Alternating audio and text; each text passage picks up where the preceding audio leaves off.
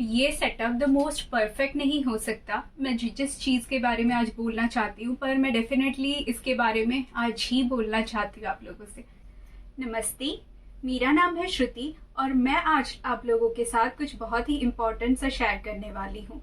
अभी मैं बैठ के लंच कर रही थी और मैं अचानक से ऐसे ही कैजुअली कुछ ब्लॉग देख रही थी, तो मैंने देखा इनका ब्लॉग। आप मुझे नहीं पता आप स्क्रीन में देख सकते हैं या नहीं। She is also a very good blog YouTuber blogger. वो अपने लाइफ के बारे में शेयर करती हैं और इनसे मैंने सीखा आज एक चीज़ की, कैसे इनके साथ एक तकलीफ हुई थी मैरिज रजिस्ट्रेशन इन सब के रिगार्डिंग।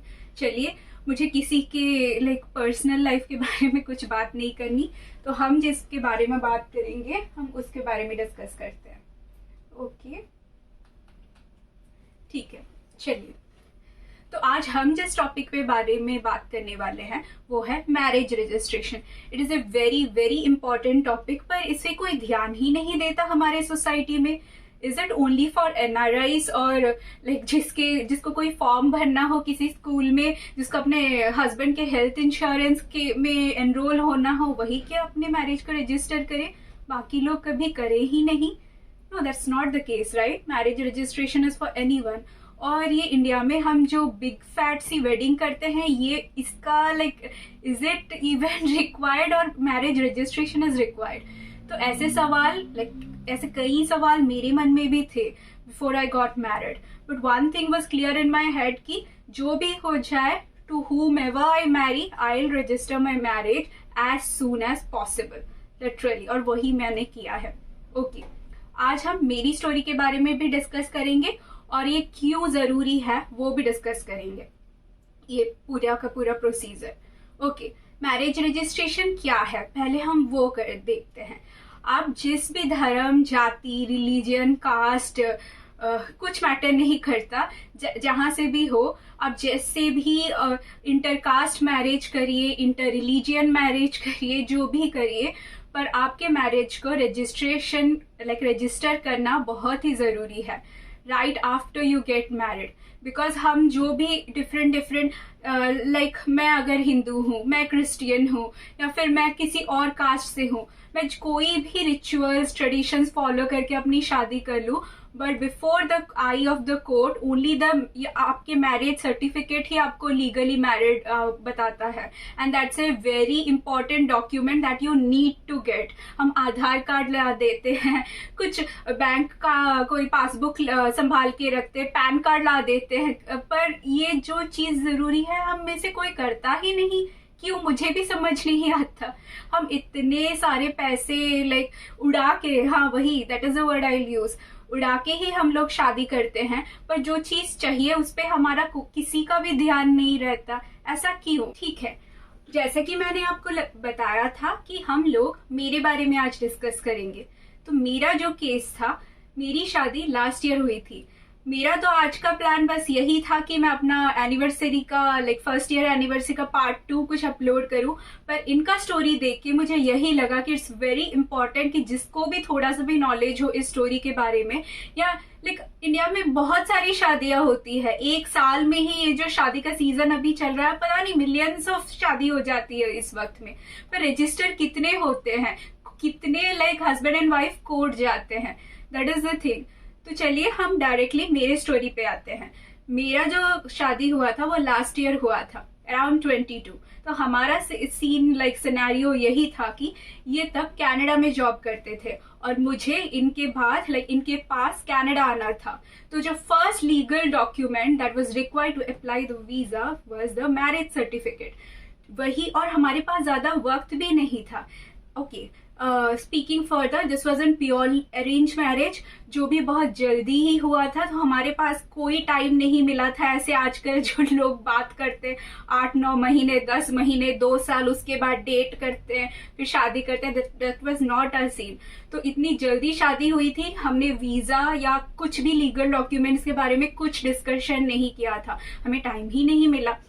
पर एक अच्छी चीज जो हमने की थी, जो मेरे माइंड पे भी क्लियर थी पहले से, कि इनके इंडिया छोड़ने से पहले ही हम अपना मैरिज रजिस्टर कर देंगे, because that was the first legal document that we need to go ahead with visa. तो हमने भी वैसा ही किया। Before we even step for our reception, तुरंत शादी के बाद ही हमने अपनी शादी रजिस्टर की थी। ओके, तो मैं फर्दर बता दूं, मैं जिस जगह से हूँ वो है उड़ीसा। उड़ीसा का एक स्मॉल सिटी है बरहमपुर, मैं वहां से हूँ। और मेरे हस्बैंड एक दूसरी जगह से है of Orissa, that is called Raigarh. तो हमने दोनों प्लेसेस में जाके पूछा, पता किया कि यहाँ कैसे रजिस्ट्रेशन हो सकता है और कहाँ जल्दी हो रहा था, बिकॉज हमारे पास टाइम बहुत ही ज्यादा कम था। He was leaving within a week after marriage, 1 week और लाइक एक हफ्ता 2-3 दिन के बाद ही ये लगभग जा रहे थे, 10 to 12 डेज के अंदर। तो हमारे पास ज्यादा वक्त भी नहीं था ये सब कुछ करने का, इसीलिए हमने पहले किया। जब हम रजिस्ट्रेशन के बारे में पता लगाने गए थे, उसका भी आप सुन लीजिए। एक्चुअली 2 तरीके होते हैं, जब आप उड़ीसा का बता रही हो या किसी भी स्टेट वाइज वो डिफर कर सकते हैं, पर इतना भी ज्यादा नहीं करता। ओके, तो हमारे यहाँ ना 2 स्टेप हमें पता चला ऑफ रजिस्ट्रेशन। जो पहला स्टेप होता है आपका रजिस्ट्रेशन का, वो आप कर सकते हो, एक मैरिज का रजिस्ट्रार ऑफिस होता है, तहसील के अंडर वो आता है। तो आपका जो भी सिटी रहेगा वहां पे मैरिज रजिस्ट्रार ऑफिस होगा। अब वहां जाओगे तो वो एक 2 मंथ का टाइम स्पेंड लेते हैं। आप लिटरली किसी जज के आगे सामने दोनों मौजूद रहेंगे, फिर सिग्नेचर होगा, आप शपथ लेंगे, बहुत सारा लीगल डॉक्यूमेंट होगा, ऐसे बहुत सारे प्रोसीजर्स होते हैं। और जो दूसरा प्रोसीजर होता है वो है म्युनिसिपैलिटी में भी आप लोग अपना रजिस्टर कर सकते हैं मैरिज।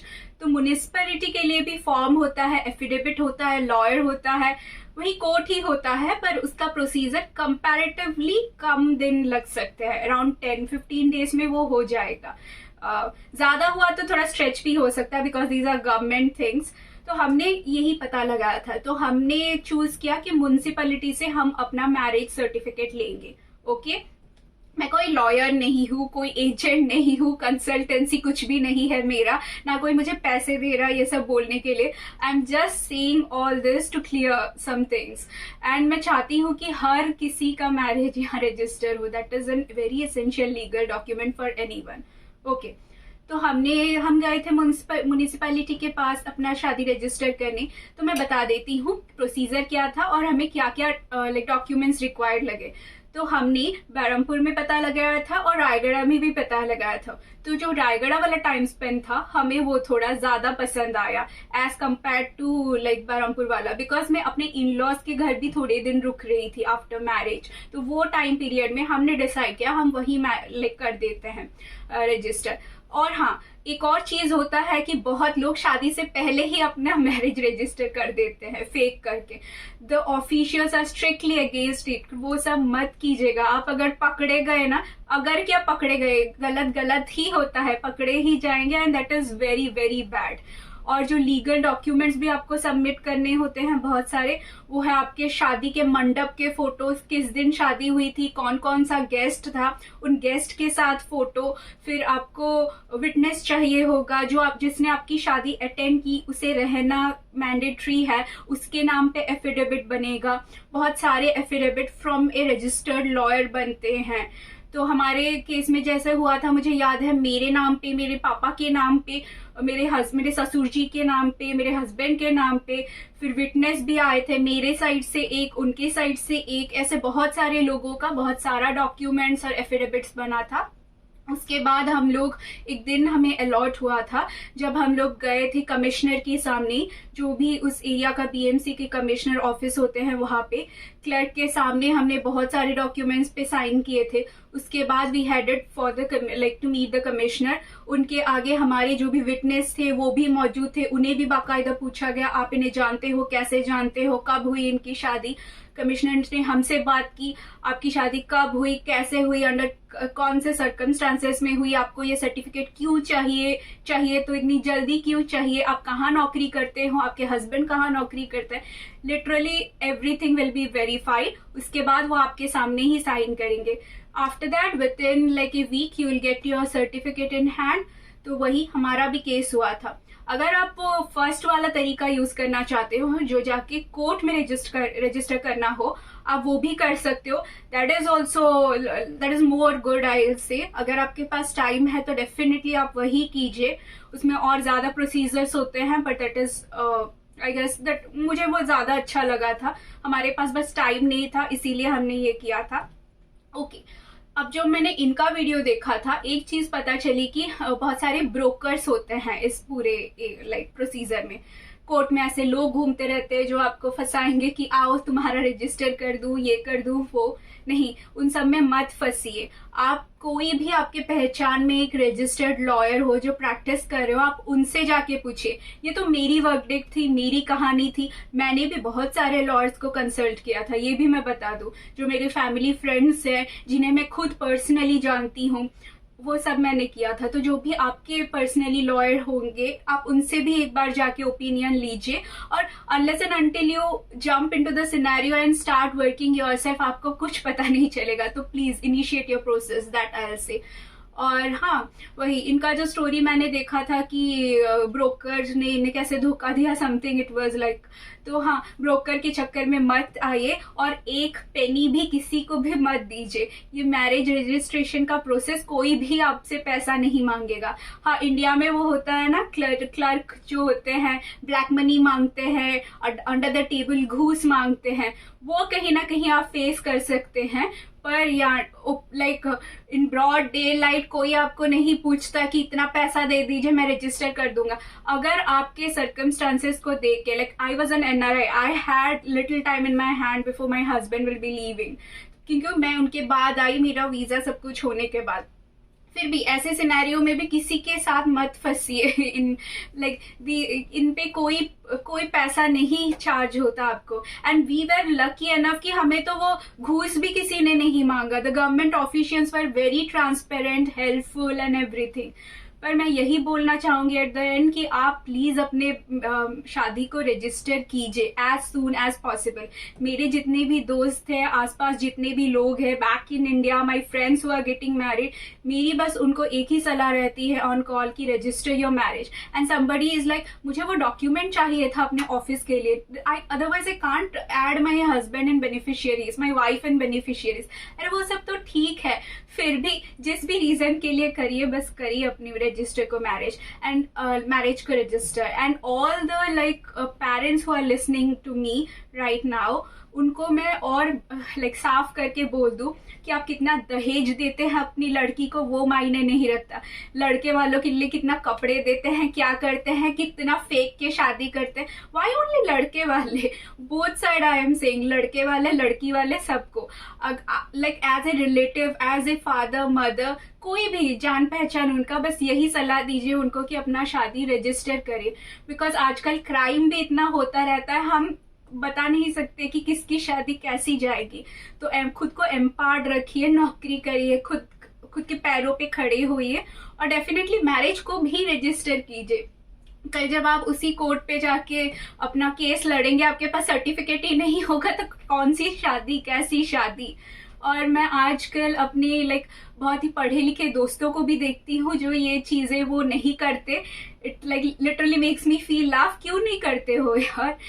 ओके, बहुत लोग ये बोल सकते हैं कि मैं NRI थी, मुझे तो वीजा के लिए चाहिए था, इसीलिए भाग भाग के मेरी चीज जल्दी हो गई। हाँ, सही ही है, पर आप लोगों का हस्बैंड तो 7 समंदर पार नहीं रहता, आपके साइड ही में है ना। तो जितना टाइम आप घूमने जा रहे हो, इससे अच्छा आप जाके रजिस्ट्रेशन करवा लो ना।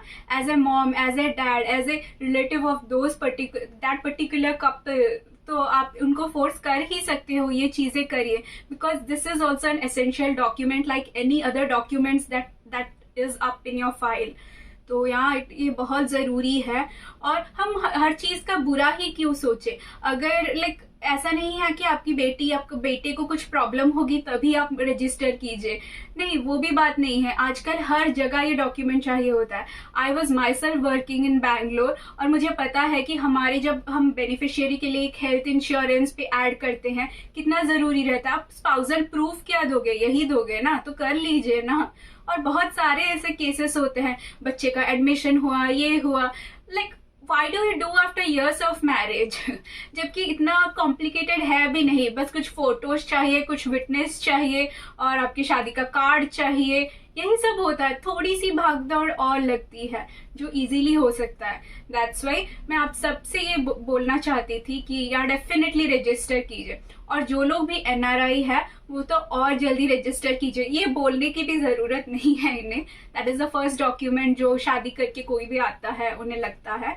And another thing that the officer ने मुझे बताया था कि आप समय से पहले अपना शादी रजिस्टर मत कीजिए। लाइक आजकल बहुत लोग ऐसा करते हैं, ओ माय गॉड टाइम चला जाएगा, मेरे पास हाथ में है नहीं, इसीलिए शादी से पहले ही रजिस्टर कर देते हैं। तो प्लीज वैसा क्राइम भी मत कीजिए। जो भी राइट है in the like I of law वही कीजिए आप लोग। तो यही सब बातें डिस्कस करनी थी, और इसके रिगार्डिंग अगर आपका कोई क्वेश्चन है तो आप मुझसे पूछ सकते हैं। मैं जल्द ही कोशिश करूंगी कि ऐसे और एक वीडियो में आप सबके आगे लेके आऊं रिगार्डिंग द वीजा थिंग, कि कंसल्टिंग लाइक वीजा कंसल्टेंसीज कैसे लूटते हैं, आप खुद से अप्लाई कर सकते हो क्या, एक्सेट्रा। तो जो भी एनआरआई कपल भी मुझे देख रहा है ये चीज के लिए, तो या दैट इज आप कोई भी कंट्री जाओ, अगर आप स्पाउसल ग्राउंड्स पे जा रहे हो, that is a first document that is needed to you to prove your marriage, authenticity, etc. तो हाँ डेफिनेटली रजिस्टर कीजिएगा। और जो लोग इंडिया में भी है, कहीं बाहर नहीं जा रहे, बहुत रिलैक्स्ड है अपने शादी के बाद, वो हनीमून फेज एंजॉय कर रहे हैं, प्लीज आप लोग भी जल्दी जाके रजिस्टर कीजिए। कल का किसी कुछ नहीं पता। And why to run at the last moment जब आपको वो डॉक्यूमेंट जरूरत होगा इन एनी ऑफिस एनीवेयर। हम कोर्ट कचहरे की बातें क्यों करें, तो उससे अच्छा पहले ही करवा ले। या डेफिनेटली किसी लॉयर से डेफिनेटली आप लोग कंसल्ट कीजिए। कंसल्टेंसी इसमें मत घुसिए, सब कुछ इजीली होता है। Like every day they do 1000 of registrations, तो या it will get done very easily. तो बस आप इनिशिएट कीजिए। Thank you for watching. कोई भी सवाल हो नीचे कमेंट सेक्शन में डाल दीजिएगा, और मेरे चैनल को भी सब्सक्राइब जरूर कीजिए। Thank you for watching.